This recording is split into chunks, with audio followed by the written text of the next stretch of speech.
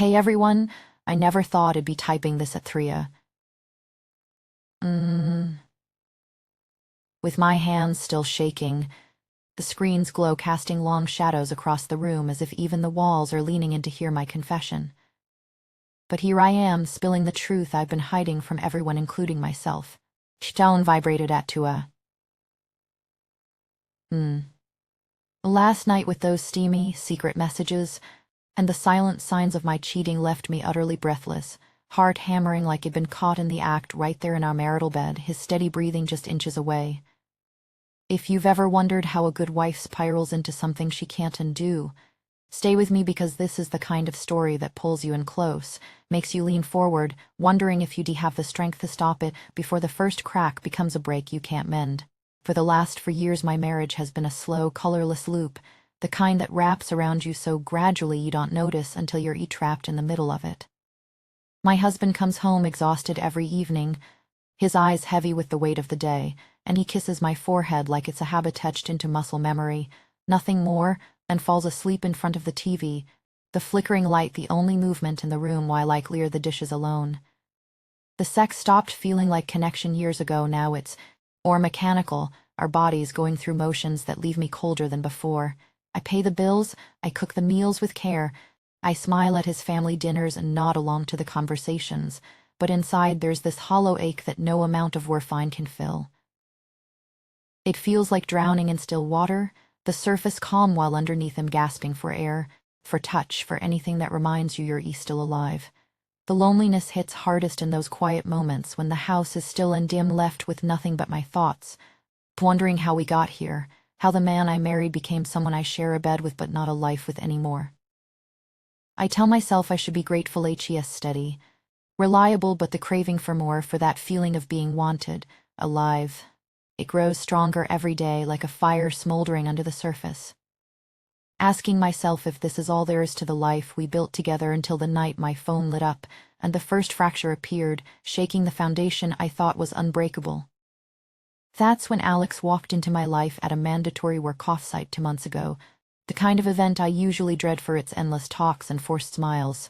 He was the new consultant, tall, with this quiet laugh that carried a warmth I wasn't expecting, and eyes that actually saw me instead of looking through me like I was just another face in the crowd. We were seated next to each other during the breakout session, the table small enough that our elbows nearly touched, and when he leaned over to share a note on the handout, his shoulder brushed mine in that accidental way that sent a spark I hadn't felt in years shooting through me. His scent was there too, warm leather and sandalwood, subtle yet overwhelming, making my breath catch as it filled the space between us. For the first time in forever I felt truly seen, like someone was noticing not just the wife or the employee, but the woman underneath, the one who'd been fading into the background for so long.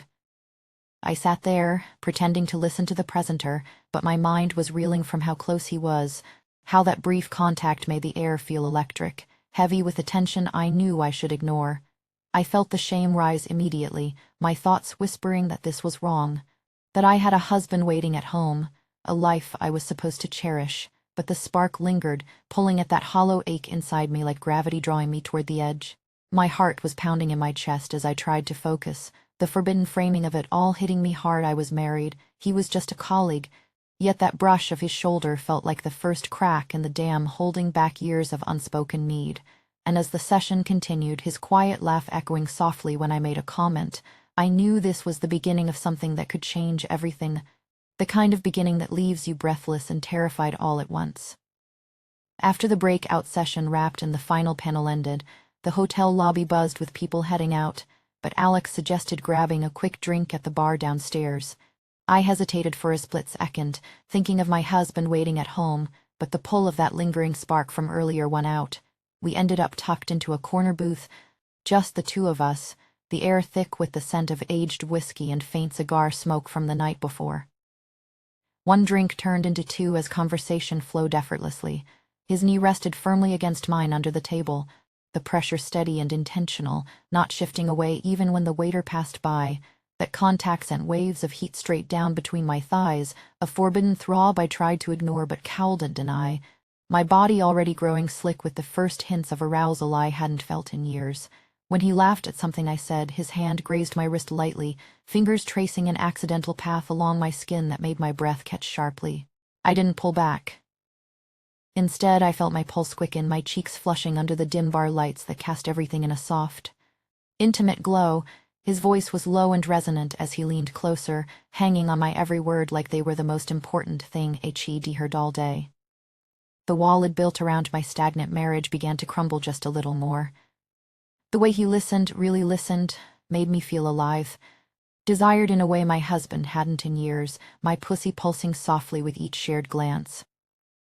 I told myself it was harmless, just two colleagues unwinding after a long day, but as his knee pressed a fraction harder, I knew I was wrong. This was the start of something that could unravel everything, leaving me wet and aching for more. The following day, the messages began innocently enough with a simple text, "Safe flight."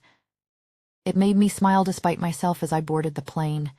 Soon, they evolved into good morning voice notes where his deep voice filled my earphones during my commute, and late-night check-ins asking if I was still up, his words wrapping around me like a secret embrace that left my nipples tight and my core damp by the time I slipped into bed. We started meeting for coffee after work, first twice in that first week, then 3 times the next. Each time, our conversations delved deeper, peeling back layers of my guarded emotions as I shared frustrations I'd bottled up for so long. I'd laugh until tears formed in my eyes, feeling a connection that made my heart race with excitement and dread. My thighs pressing together under the fade, able to ease the growing wetness between them. Back home, I'd hurriedly delete the chat history before walking through the door, my fingers trembling slightly on the screen, heart hammering at the thought of my husband glancing over. The emotional closeness grew so subtly, like a slow tide, that I almost didn't realize how much I was starting to crave those stolen interactions, how they soothed the loneliness that had become my constant companion while secretly making my body hum with need. One rainy Thursday afternoon, my car was stuck in the shop for repairs, and Alex offered me a ride home without a second thought. I accepted, telling myself it was practical, nothing more. Rain lashed against the windshield as I settled into the front seat of his car, the interior warm and filled with his familiar scent of leather and sandalwood mixed with the damp earthiness outside. He turned on his playlist, and the low, seductive strains of Wicked Games filled the space, the lyrics hitting too close to the tension building between us. We drove in charged silence at first, the wipers slashing rhythmically. Then, at a red light, his hand reached across for his phone in the center console, brushing firmly against my thigh. He swore it was accidental, his voice husky with apology, but neither of us moved to break the contact, making my folds swell and grow slick with unmistakable wetness as I clenched involuntarily. My breath grew shallow, the rain drumming louder in my ears as conflict raged inside me, guilt twisting with an overwhelming desire I hadn't felt in ages. "This can't happen," I whispered, my voice barely audible over the music, even as I leaned in closer, to my body betraying my words. Our eyes locked for a heartbeat, and then the first kiss happened, his lips capturing mine in the pouring rain, tasting of salt from the storm and the sweet, bitter edge of guilt and raw want all at once. It was soft at first, then deepening with a hunger that left me breathless, my hands instinctively gripping his shirt as the world outside blurred away, my soaked panties clinging to my aching pussy while every nerve screamed for him to touch me there. My lips still carried the ghost of that kiss, warm and forbidden, while justifications tumbled through me in a frantic loop. "It's just emotional," I kept repeating, my marriage a colorless routine that had hollowed me out for years. I deserved to feel wanted again, to have someone lean in and actually listen instead of nodding through the motions. No one gets hurt if we stay hidden. The risk felt like distant thunder compared to the quiet drowning I'd accepted every night beside him. Shame flickered hot in my chest, but I shoved it down with the memory of his eyes holding mine like I mattered. I needed that low laugh of his, the one that unwound the knot I'd carried alone. I needed the attention that made the emptiness shrink, even if just for stolen minutes. The heat from his touch still lingered on my skin, pulling me toward something I knew I shouldn't crave. Yet the lie that I could stop felt safer than facing how deep I'd already fallen. Those stolen afternoons blurred into a fever I couldn't break, each one layering sensations that clung to me long after.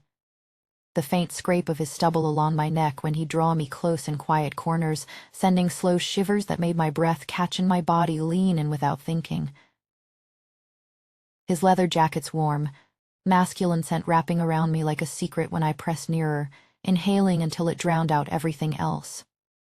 Firm and knowing, drawing me nearer until the space between us hummed with everything unsaid. I memorized the exact hitch in his breathing when my hand brushed his arm, the way his frame tensed with the same restrained pull that mirrored my own. Every encounter left me raw and aching, those details flooding back later while I stood at the stove stirring dinner, my husband inches away yet blind to the flush still warming my cheeks from touches that weren't his. Pressures mounting in ways that tightened everything around me. My husband began glancing at my phone during quiet evenings, his questions casual but edged with something sharper that made my pulse skip. "Who's blowing up your notifications?" he'd ask, and I'd smile too quickly, fingers trembling as I cleared the screen before he could look closer.